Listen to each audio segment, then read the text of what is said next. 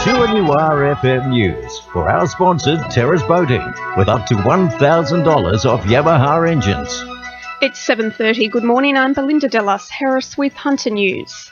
Tributes are pouring in for a man horrifically shot dead at Wickham on Saturday. Police are on the hunt for a male intruder thought to be responsible for fatally shooting 41-year-old Robert Parry in the stomach inside the Dixon property he shared with his elderly father. His friends have described him as a lovely human being, well known for his generosity and community spirit. Meanwhile, investigations are underway after a number of shots were fired into a home at Wallsend early this morning. Around 1:10, police responded to reports of shots fired at the Yule Street premises before a car was heard leaving the area. Several bullets were found to have entered the home, however, no one was injured. A crime scene has been established, with specialist forensic officers currently scouring the area. The hunter is set to reap the rewards of almost $500,000 in state government funding to help improve public transport access across the region. It's expected to pay for upgrades to bus and taxi shelters, signage, interchanges, as well as enhanced security and lighting at major transport hubs in Maitland, Singleton, Port Stephens and Lake Macquarie. St Aloysius Catholic Primary School in Chisholm will be officially opened today. It's the first newly established purpose-built school in the diocese in 30 years, with the first stage of the building funded by the Diocesan Schools Building Fund and a Commonwealth Government grant. Director of Catholic Schools Ray Collins says the facilities on offer to students and teachers are something to be proud of.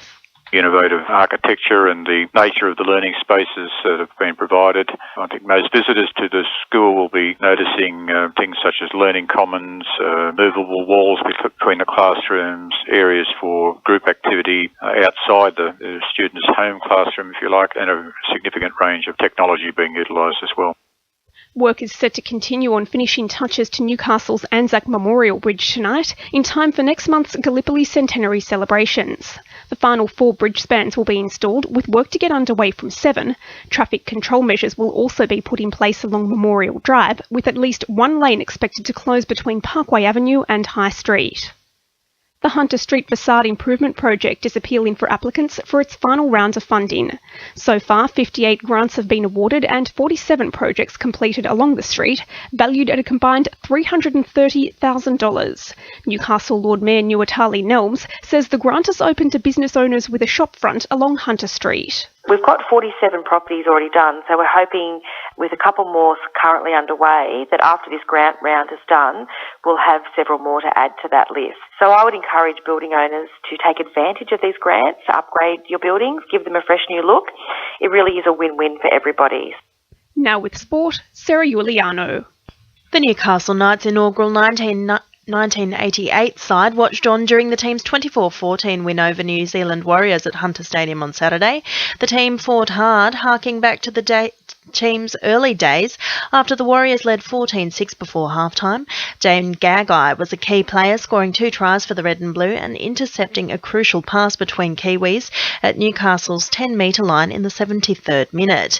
Meanwhile, 18-year-old Sione Matatia proved his worth in the match as a utility back after Kurt Gidley and Rick Stone were unavailable to play.